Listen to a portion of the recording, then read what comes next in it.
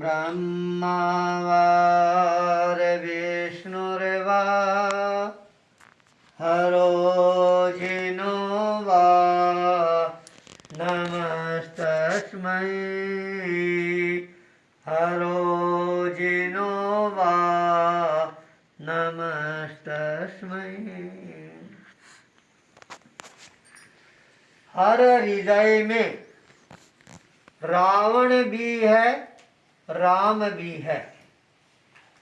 हर हृदय में रावण भी है, राम भी है। और हर दिवस में सुबह भी है, शाम भी है। सोच कर अब तुम बताओ क्या चुनोगे। सोच कर अब तुम बताओ क्या चुनोगे। हर हाथ में प्रहार भी है, प्रणाम भी है। हर व्यक्ति के पास के अंदर दो प्रकार की शक्तियां होती है। एक शक्ति होती है तारक शक्ति और एक शक्ति होती है मारक शक्ति। हम चाहे तो डूबते हुए को किनारे पर भी ला सकती हैं और चाहे तो किनारे पर जो खड़ा है उसको धक्का देकर समंदर में गिरा भी सकते हैं। वैसे ही अपने हर हृदय के अंदर आपको रावण भी मिलेगा, राम भी मिलेगा। जब हमारे मन के अंदर ईर्ष्या है, क्रोध है, काम है, मद है, लोभ है, ये जागृत होता है तो हमारे भीतर का जो रावण है वह अपने आप ही जागना प्रारंभ कर देता है। जब हमारे जीवन के अंदर प्रेम है, स्नेह है, मर्यादा है, इसका संचार होता है तो हमारे भीतर विराजमान प्रभु राम है वो स्वयं प्रकट हो जाते हैं। आपने देखा होगा हर दिवस के अंदर सुबह उठते हैं, सूरज है वह उग कर आता है और शाम होते ही सूरज अस्त हो जाता है। वैसे ही हमारे जो हाथ है, इस हाथ के अंदर हम चाहें इस हाथ से खींच कर किसी के चांटा भी लगा सकते हैं, किसी को प्रणाम भी तो कर सकते हैं। प्रणाम करने वाला हाथ अलग नहीं होता है और चांटा मारने वाला हाथ है ये भी अलग नहीं होता है। तो जैसी हमारे पास के अंदर ताकत और शक्ति है वैसा यदि हम सदुपयोग करेंगे तो हमारा इस संसार के अंदर कोई भी बाल बांका करने वाला नहीं। और यदि शक्ति का दुरुपयोग करेंगे तो हमारे को कोई बचाने वाला भी नहीं मिलेगा। शाम का समय था, गांव के अंदर एक 70 वर्ष का बूढ़ा व्यक्ति हाथ में लट्ठी लेकर अपने घर से बाहर आता है। बाहर आकर चौकी पर बैठ जाता है। अचानक उसका ध्यान है वह आकाश की तरफ जाता है। जो ही आकाश की तरफ ध्यान जाता है उसने देखा आकाश में एक छोटा सा बादल आ रहा है। किसान को यदि बादल दिख जाए, बादल भी उसको राम दिखने लग जाते। हाँ, आज छोटा बादल आया, कल बड़ा होगा और बड़ा होगा, सारा आकाश है बादलों से भर जाएगा, बिजलियां चमकेगी, रिम झिम बरसात होगी और मेरा खेत है, खलियान है, पानी से भर जाएगा। वह देख रहा है, सोच रहा वह सब राम जी राजी होने वाले हैं। उसके मन में विचार आता है, अरे लोग कहते हैं मरने के बाद स्वर्ग मिलता है, क्या पता मरने के बाद स्वर्ग मिले या नहीं मिले। और यहाँ पर बड़े बड़े जो शहर है और सुना है शहरों के अंदर लोग रहते हैं वो स्वर्ग में रहते। उनके रहने के लिए बड़े बड़े महल होते हैं, अट्टालिकाएं होती है, और उन अट्टालिकाओं के अंदर इतने सुंदर मकान बने हुए होते हैं मानो कोई देवलोक के विमान हैं वो धरती पर उतर कर आ गए। हाँ हाँ, उन विमानों में रहने वाले लोग तो स्वर्ग के समान ही रहते हैं। चलो क्या पता मरने के बाद स्वर्ग मिलेगा या नहीं मिलेगा, एक बार शहर में जाकर स्वर्ग के दर्शन तो कर लो। लट्ठी लेकर शहर की तरफ रवाना हो जाता है। ज्यों ज्यों आगे बढ़ता है और बादल इतनी तेजी के साथ में आते हैं, सारा आकाश बादलों से भर जाता है। उसका शहर में प्रवेश करना होता है। दूर से शहर को देखता है, वाह वाह ये स्वर्ग है क्या। अरे 5 मंजिल 10 मंजिल 20 मंजिल की अट्टालिकाएं, अरे इतने लोग उनके रहते हैं। वाह वाह, आज तो मेरा जीवन सफल हो गया, मेरे को स्वर्ग के दर्शन हो गए। मन में खुश हो रहे। अचानक मूसलाधार बारिश है वह होनी प्रारंभ होती है। इतनी तेज बरसात होती है और शहर में थोड़ी बरसात हो जो भी पानी इकट्ठा हो जाता है। सारी बिल्डिंगों का जो पानी है वो बह बह कर सड़कों पर आना प्रारंभ हो जाता है और सारी सड़कें पानी से भर जाती है। और जब ज़्यादा बरसात होती है और शहरों के अंदर गटर गंगाएं होती है वो भी उफड़ने लग जाती है। सारा शहर का जो कूड़ा कचरा है वो पानी के ऊपर तैरना प्रारंभ कर देता है। वह बेचारा जा रहा था शहर में और सारा शहर का कचरा है वो आ रहा उसकी तरफ। उस कचरे को देखते इतनी बदबू आती है, अरे हाय हाय छी छी, ये शहर है या नरक है। मैं तो स्वर्ग के दर्शन करने के लिए आया था और मेरे को तो नरक के दर्शन हो गए। नहीं नहीं, शहर में स्वर्ग नहीं है, स्वर्ग है वो मेरे गांव में। इतनी बरसात यदि गांव में हो जाए, सारे खेत है पानी से भर जाती है और सारी धरती है हरी भरी हो जाती है, मानो कोई हरा हरा कालीन धरती पर बिछा दिया। नहीं नहीं, मेरे को तो अपने गांव में चलना चाहिए। वापिस गांव की तरफ रवाना हो जाता है। आ रहा है, रास्ते में एक जगह पर एक खड्डे के अंदर पानी भरा हुआ था। उस खड्डे के पास से निकलता है, मिट्टी चिकनी थी, उस बूढ़े का पैर फिसल जाता है और बेचारे के दोनों पैर आकाश की तरफ हो जाते हैं और मस्तक धरती की तरफ हो जाता है। धड़ाम से नीचे गिरता है, चश्मा कहीं चला जाता है, लट्ठी कहीं चली जाती है। अब वो बूढ़ा चिल्ला रहा है, अरे आओ आओ बचाओ बचाओ बचाओ बचाओ। अब शहर में बचाने के लिए कौन आए? कोई नहीं आएगा। खड़े खड़े अपने दुकानों में देखते रहेंगे पर बचाने के लिए कोई नहीं आएगा। और गाँव में थोड़ा सा किसी का लग जाए तो सारी गली मोहल्ला इकट्ठा हो जाता है, अरे क्या हो गया क्या हो गया क्या हो गया। किसी के लग जाए, खून आ जाए तो पट्टी करना चालू कर देते हैं, मलहम लगाना चालू कर देते हैं। ये शहरों में कहाँ है? चिल्ला रहा है, कोई नहीं आ रहा है। उस समय पास के अंदर खेत था, उस खेत के अंदर 3 भाई काम कर रहे थे। तीनों भाई उस बूढ़े की आवाज़ सुनते हैं, सोचे रहे लगता है कोई राहगीर है, गिर गया, चलो अपने को सहयोग करना चाहिए। तीनों भाई दौड़ कर आते और अपना बूढ़ा, बाबा क्या हुआ क्या हुआ क्या हुआ क्या हुआ। बूढ़े ने कहा, बेटा मेरे को तो स्वर्ग के दर्शन हो गए, आया था स्वर्ग के दर्शन करने के लिए और यहाँ पर गिर गया। एक भाई आता है, बूढ़े को अपने हाथों में उठा लेता है। दूसरा भाई आता है, बूढ़े की लट्ठी चश्मा खोज कर लेकर आता है। तीसरा भाई अपनी झोंपड़ी के अंदर जाकर और बूढ़े के लिए आसन बिछा देता है। तीनों भाई भीतर लाते हैं, बूढ़े के कपड़े खराब हो गए थे, अच्छे कपड़े पहनाते हैं, गर्म पानी से स्नान कराते हैं और बूढ़े की पगचंपी करना प्रारंभ कर देते हैं। तीनों भाई रात भर बूढ़े की सेवा कर रही।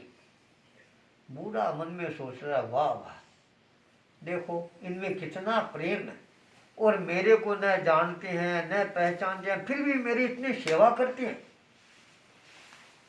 और कहावत है, कभी जो करता है सेवा उसको मिलता है मेवा। सेवा करने वाले को मेवा मिलता है।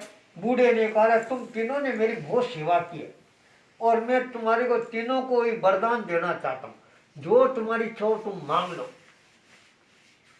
तीनों भाई ने कहा, बूढ़ा बाबा हमारे को वरदान नहीं चाहिए, हम तीनों भाई प्रेम से रह रही हैं, यही हमारे लिए बहुत बड़ा वरदान है।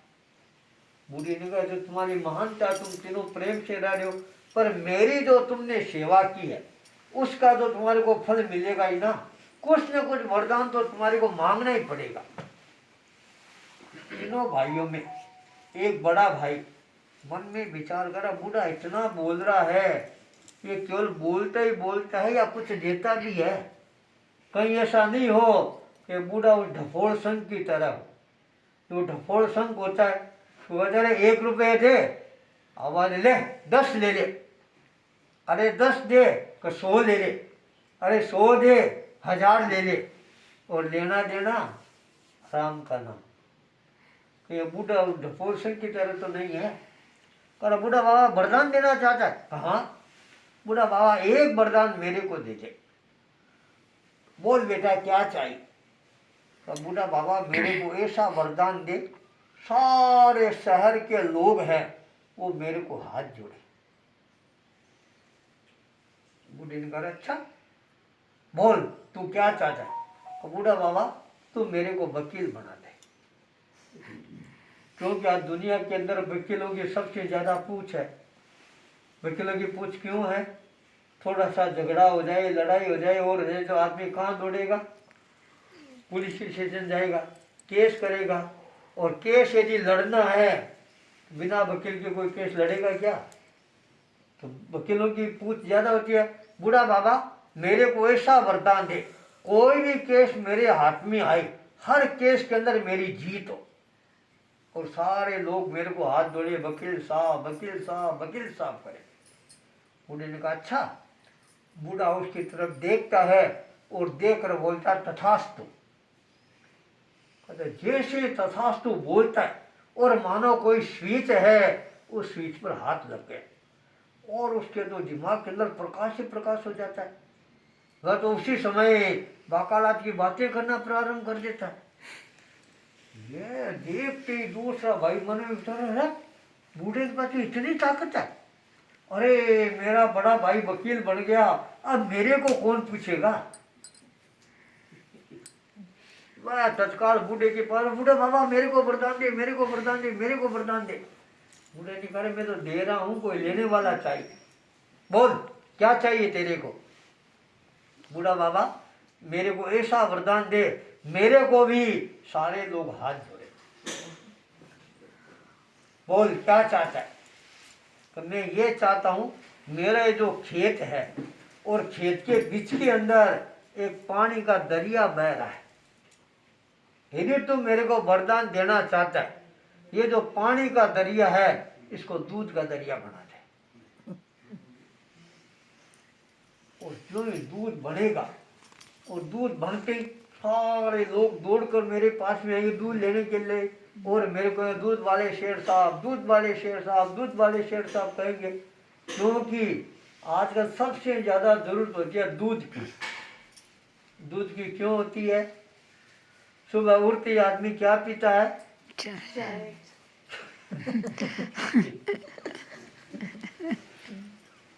और आजकल एक बीमारी चल पड़ी है, बेड टी। सोते सोते पहले चाय चाहिए, और जब तक आदमी चाय नहीं पीता है तब तक उसकी आंखें नहीं खुलती।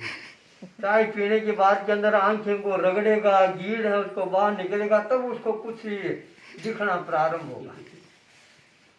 और यदि चाय चाहिए तो बिना दूध के तो चाय बनेगी नहीं, इसलिए मेरे को ये वरदान दे कि जो पानी का दरिया है ये दूध का बन जाए। बूढ़े ने कहा अच्छा, की तरफ देखा और देखा तथास्तु। जो ही तथास्तु बोलता है और देखते देखते सारा जो पानी है वह दूध का बन गया। वह देखता रह गया। तीसरा भाई खड़ा है, बूढ़े ने कहा तुम भी वरदान मांग ले। वह आ गया था, बूढ़ा बाबा तुम वरदान देना चाहता है? हाँ। बूढ़ा बाबा बात यह है कि मेरे जो दो बड़े भाई हैं इन दोनों की शादियां हो चुकी है, मेरी अभी तक शादी नहीं हुई है। यदि तू मेरे को वरदान देना चाहता है तो ऐसा वरदान दे मेरी शादी राजा की राजकुमारी के साथ। बूढ़े ने सोचा रही अभी कहूंगा तथास्तु, तथास्तु कहने से तो राजकुमारी मिलने वाली नहीं है, क्योंकि आकाश में टपक कर धरती पर आ जाए। बूढ़े ने कहा अच्छा राजकुमारी चाहिए, चल मेरे साथ चल। रवाना होता है। जो ही दोनों भाई दौड़ कर आगे आते हैं, बूढ़ा बाबा हमारे को आशीर्वाद दे, बूढ़ा बाबा आशीर्वाद दे। बूढ़े बाबा ने कहा आशीर्वाद, मेरा आशीर्वाद यही है दो बातें हमेशा अपने जीवन में याद रखना। पहली बात, मेरे को कभी मत भूलना। उन्होंने कहा बूढ़ा बाबा तेरे को कोई भूल सकती है क्या? अरे इस जन्म में क्या, 7 जन्मों में भी तेरे को नहीं भूलेंगे। और दूसरी बात, जो कोई पीड़ित हो, दुखी हो, मुसीबत में हो, उनका हमेशा सहयोग करते रहना। बूढ़ा बाबा हम दोनों इस बात को याद रखेंगे। बूढ़े ने कहा याद रखोगे, जाओ इस संसार के अंदर तुम्हारा कोई भी कुछ भी बिगाड़ने वाला नहीं। यदि जिस दिन ये दोनों बातें भूल गए हो उस दिन तुम इस संसार के अंदर इतने दुखी हो जाओगे, तुम्हारे संभालने वाला तुम्हारे को कोई नहीं मिलेगा। बूढ़ा रवाना हो गया तीसरे भाई को लेकर, और जो ही आगे जाता है एक बट का वृक्ष आता है, उसके नीचे बूढ़ा बैठ जाता है। सामने शहर था, राजा का राजमहल नजर आ रहा है। बूढ़े ने कहा जा वह राजमहल है, चला जा, तेरे को राजकुमारी मिल जाएगी। पर बूढ़ा बाबा क्या कह रहा है, मेरे फटे पुराने कपड़े हैं, मिट्टी से भरे हुए हैं, और मैं राजमहलों में चला जाऊं और राजकुमारी की जगह कहीं मेरे को जूते मिल गई तो फिर क्या होगा? बूढ़े ने कहा जूते क्यों मिल जाएंगे, ताकत मेरी चलेगी, शक्ति मेरी चल जा, तू चला जा। वह हिम्मत करके रवाना हो गया। जो ही वह जाता है और राजा अपने सिंहासन पर बैठा हुआ था।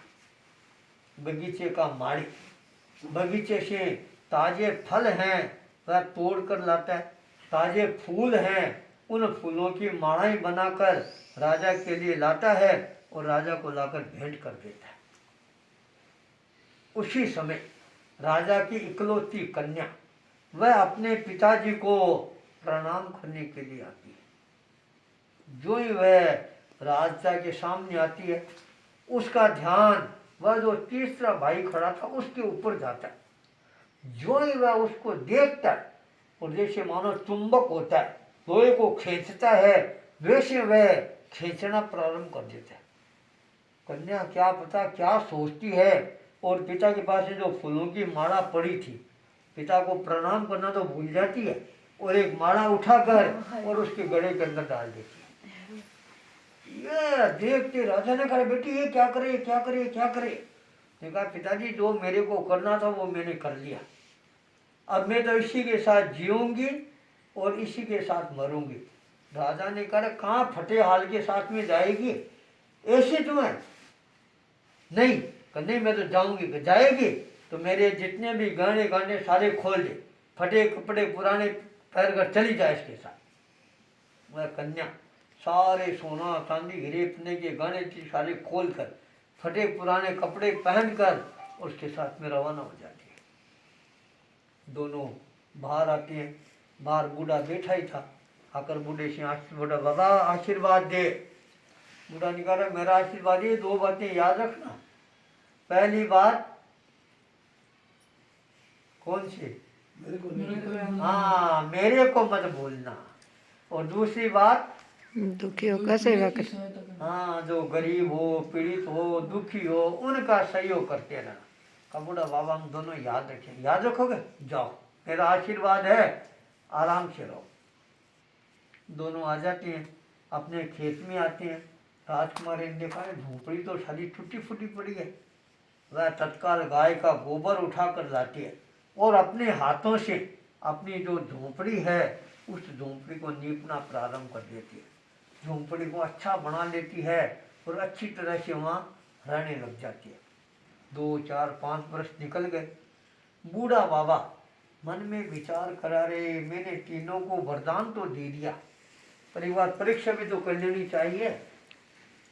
बूढ़ा बाबा तत्काल गांव वापिस शहर में आता है और शहर में आकर लोगों से पूछता, अरे यहाँ पर वो एक फलानिया वकीलिया रहता था, वो कहाँ रहता है? लोगों ने कहा, बूढ़ा बाबा तुम पागल हो गया है क्या? ऐसे बोला जाता है? अदब से बोलना चाहिए। अरे वकील साहब का बंगला कौन सा है, ये बोलना चाहिए, और तुम वकीलिया वकीलिया कर रहा है। कह दिया ना, वकीलिया वकीलिया वकीलिया, कौन से घर में रहता है बता मेरे को। लोगों ने कहा, कौन इसे माथा लगाए? देख वह जो सामने बंगला दिख रहा है वो हमारे वकील साहब का है। वह बूढ़ा उसकी तरफ जाता है, देख रहा वकील साहब बहुत अच्छा बंगला बना रखा है। और सुबह का समय हाथ में ब्रश लेकर मंजन लेकर अपने दांतों को घस रहा है, रगड़ रहा है, ऊपर छत पर घूम रहा है। बूढ़ा बाबा दूर से आवाज देता है, हे वकील, हे वकील, हे वकील, नीचे आ, नीचे आ, नीचे आ। वकील ने सुना, रहे ये कौन आ गया? वकील ऊपर से बोला रहा, बूढ़ा कहाँ से मरा है? बूढ़ा मन में सोच रहा है, मैं तो जिंदा खड़ा हूं और मेरे को ये कह रहा है कहाँ से मरा है? बूढ़े ने कहा, बेटा नीचे आ, फिर तेरे को बताऊंगा। वकील मन में सोच रहा है, मेरे को नीचे बुला रहा है, लोग तो मेरे से मिलने के लिए ऊपर आते हैं दौड़कर, और ये मेरे को नीचे बुला रहा है। नीचे आता है और आज का, बोल बूढ़ा क्या काम है तेरा? बूढ़े ने कहा, बेटा तेरे को हाथ जोड़ता हूँ, मैं गरीब आदमी रह गया, मेरी छोटी सी झोंपड़ी है और मेरे पास में बड़ा जमींदार रहता है, मेरी झोंपड़ी पर उसने कब्जा कर लिया, तो मेरा केस लड़कर मेरी झोंपड़ी मेरे को दिला दे।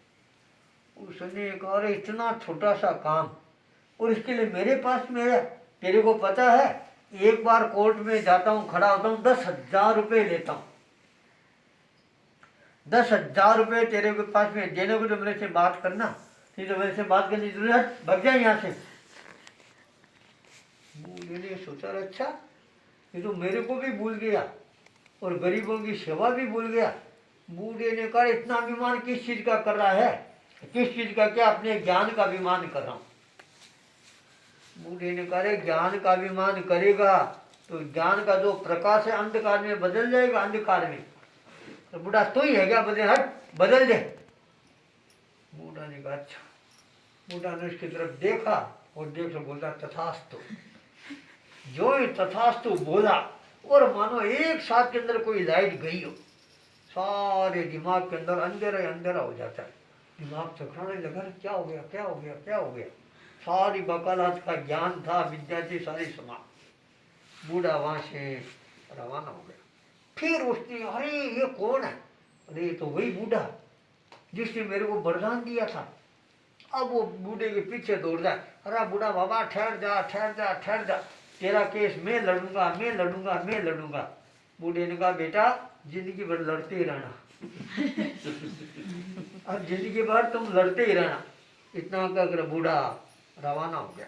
बूढ़ा ने सोचा, एक की परीक्षा करी, दूसरे की और कर लो। खेत के पास में आता है तो देख रहा है दूध के लिए लोगों की लाइन लगी हुई है और इतना पैसा कमा लेता है, जंगल के अंदर बहुत बड़ा बंगला बना लेता है और नीचे बहुत ऑफिस, बड़ी ऑफिस, नौकर चाकर सारे लगे हुए हैं। वह बूढ़ा भीतर जाता, ऑफिस में जाने लगे लोग, अरे बूढ़ा कहाँ मर रहा है ऑफिस के अंदर, बाहर जा। कर भाई मेरे को 2 मिनट बात करनी। अंदर जा, बोल बूढ़ा कैसे आया? कहा, भाई तेरे को हाथ जोड़ दो, मैं बूढ़ा आदमी रह गया, गरीब आदमी रह गया, मेरी आंखों से मेरे को दिखना बंद हो गया, मैंने डॉक्टर को दिखाया है और डॉक्टर ने कहा भी तेरी आंखों का ऑपरेशन करना पड़ेगा। ऑपरेशन कराऊंगा तो 1 महीने तक सुबह शाम दोनों समय मेरे को दूध पीना होगा। तो तुम बेटा एक काम कर, आधा किलो सुबह और आधा किलो शाम को मेरे को दूध दे दिया कर। ये करो बूढ़ा, दूध आधा किलो दूध का सुबह 20 रुपये लगेगा, शाम का 20 रुपये लगेगा, 40 रुपये डेली देना का हो तो बात करना। उसने कहा बेटा 40 रुपये मेरे पास में देने के लिए होते तो मैं तेरे पास आता ही क्यों, घर पर ही दूध मंगवा लेता ना। बूढ़े ने कर सुनते कर, अच्छा फोकट में दूध, हट भग जाए यहाँ से। अरे देख क्या बूढ़े को पकड़ कर बाहर फेंक दो। नौकर दौड़ कर आते, बूढ़े को पकड़ने लगते हैं। बूढ़ा चिल्लाता रहे, क्या बात है क्या बात है, तेरे को इतना अभिमान किस चीज का, इतना अभिमान किस चीज का। कहा किस चीज का, क्या मेरे को अभिमान है मेरे दूध का। बूढ़े ने कहा रे ज्यादा दूध का अभिमान करेगा तो जो दूध है कहीं पानी में बदल जाएगा, पानी में। अच्छा तू ही है क्या पानी में, बदल दे। बूढ़े ने कहा अच्छा, मेरे को भी भूल गया, सेवा भावना भी भूल गया। बूढ़ा उसकी तरफ देखता है और देख रहा तथास्तु। जो ही तथास्तु बोलता है सारा जो दूध था 1 मिनट के अंदर पानी बन जाता है। बूढ़ा रवाना हो गया, वह देखता रहेगा ये क्या हो गया, सारा दूध पानी बन गया। अब उसको याद आता रही ये बूढ़ा कौन है, अरे तो बूढ़ा वही जिसने मेरे को वरदान दिया था। अब वो बूढ़े के पीछे दौड़ता है, अरे बूढ़ा बाबा ठहर जा, तेरे को दूध मैं दूंगा, दूध मैं दूंगा, दूध मैं दूंगा। बूढ़े ने कहा जिंदगी में पानी देते रहना, अब तेरे को दूध के दर्शन होने ही मुश्किल है। बूढ़ा रवाना हो गया, आगे जाता है। तीसरा भाई के खेत के पास भी जाता है, बूढ़ा अपने अभी नीचे गिर जाता है, चिल्लाता रहा, ओ मेरे को बचाओ, मेरे को बचाओ, मेरे को बचाओ। ये आवाज वह तीसरा भाई सुनता है और राजकुमारी सुनते, अरे ये आवाज अपने बूढ़े की है। तत्काल दोनों दौड़कर आते हैं, अरे बूढ़ा बाबा क्या हो गया, क्या हो गया, क्या हो गया। ने कहा बेटा दिखता नहीं है, ठोकर लगे गिर गया। बूढ़ा चिंता भी नहीं, तत्काल वो अपने हाथ में उठाता है और बूढ़े को झोंपड़ी में लाता है और वह कन्या उसके लिए खटिया बिछा देती है, गद्दा बिछा देती है, आराम से सुला देती है और तत्काल गरम सिगड़ी के अंदर कोयले जलाकर सरसों का तेल गरम करके उस बूढ़े के शरीर के मालिश करना प्रारंभ कर देती है। दोनों रात भर बूढ़े की सेवा कर रहे। बूढ़े ने कहा हाँ, इसने मेरी दोनों बातें याद रखी, मेरे को भी नहीं भूला और सेवा भावना भी नहीं भूली। जो ही सुबह उठता बूढ़ा और कहा तुम दोनों को मैं आशीर्वाद देता हूँ और तुम्हारे को मैं वरदान देता हूँ, जो तेरी इच्छा तुम मांग लो। बूढ़ी ने कहा बूढ़ा बाबा हम दोनों प्रेम से रहे नहीं, हमारे लिए बहुत बड़ा वरदान का नहीं, जो मेरी सेवा की उसका वरदान तो मिलेगा। तब उसने कहा बूढ़ा बाबा तुमने मेरे को राजकुमारी तो दे दी, पर जब तक मेरे को राजा नहीं बनाए इस राजकुमारी का क्या मूल्य है। यदि तुम वरदान देना चाहता है तो मेरे को राजा बना दे। बूढ़े ने कहा तथास्तु कहने से तो राजा बनेगा नहीं। कहा चल मेरे साथ चलो। दोनों को साथ लेकर रवाना हो गया और पास थोड़ी दूर जाता है, बहुत बड़ा शहर आता है, बाहर तालाब था, तालाब के किनारे पर उन दोनों को बिठा देता है, तो बैठ जाओ यहाँ। थोड़ी देर में उनका वहाँ पहुँचना होता है और नगर का जो राजा था उस राजा का स्वर्गवास हो जाता है। राजा के पीछे कोई संतान नहीं, लड़का नहीं। अब समस्या जाती है राजा के पीछे राजा कौन बने। जो ही राजा मरता है और राजा के बुआ का लड़का, फूफा का लड़का, मामा का लड़का, चाचा का लड़का सारे के सारे दौड़ कर आते हैं मंत्री के पास। अरे मंत्री महोदय आप तो मेरे को जानते ही हैं, राजा जी की सबसे ज्यादा मर्जी मेरे पर थी और वो मेरे को अपना उत्तराधिकारी बनाना चाहते थे, अब आपके हाथ में है, आप मेरे को राजा बना दो। मंत्री मन में सोच रहा अच्छा 1 अनार और 100 बीमार, अब 100 आदमी बीमार हो और 1 अनार पास में हो तो किस किस के पांति आए। यदि 1 बीमार 100 अनार हो तो फिर भी बात समझ में आ जाए। मंत्री ने कहा नहीं, ऐसे में किसी को राजा बनाने वाला नहीं। मेरे पास के अंदर एक हथनी है, बहुत पढ़ी लिखी है, उसको स्नान कराकर अच्छे कपड़े पहनाकर उसकी सूंड के अंदर एक में माला पहना दूंगा। वह जो हथनी जिसको माला पहनाएगी वो अपना राजा बन जाएगा।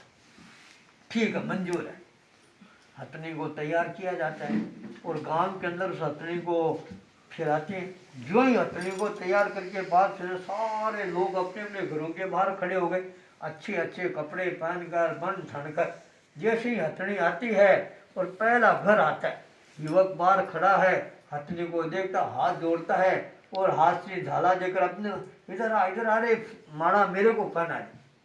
और हथनी बहुत समझदार थी, सूंड को हिलाती है और आगे निकल जाती है। जो ही आगे निकलती है और वह बेचारा उदास हो जाता है, पर अगला युवक बहुत खुश है, बस अब नंबर मेरा ही आने वाला है। और जो ही आगे जाता है और वह हाथी आगे निकल जाता है। यूँ करते करते सारे शहर का चक्कर लगा लेता है। हाथी तालाब के किनारे पर आता है, जहाँ वह तीसरा भाई बैठा था उसके गले के अंदर आकर बरमाड़ा पहना देता है।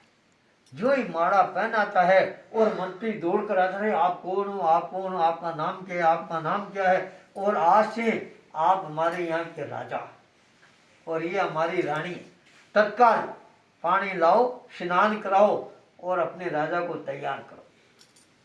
मंत्री का आदेश होते सारे नौकर चाकर सेवा में लग जाते हैं, तालाब का पानी निकाल कर लाते हैं और उसको मेल उतार दिया, सारे शरीर का अच्छे कपड़े बनाते हैं, राजसी पोशाक बनाते हैं और सोने का वह जो माथे पर ताज वो लगा देते हैं।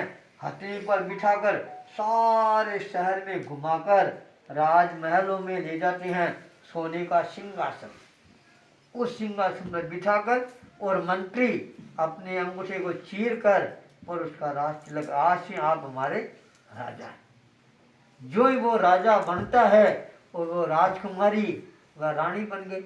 चारों तरफ खुशियां हो जाती है और दोनों उठकर बाबा को प्रणाम, बूढ़ा बाबा हमारे को आशीर्वाद दे। बूढ़े ने कहा मेरा आशीर्वाद यही है, दो बातें हमेशा याद रखना।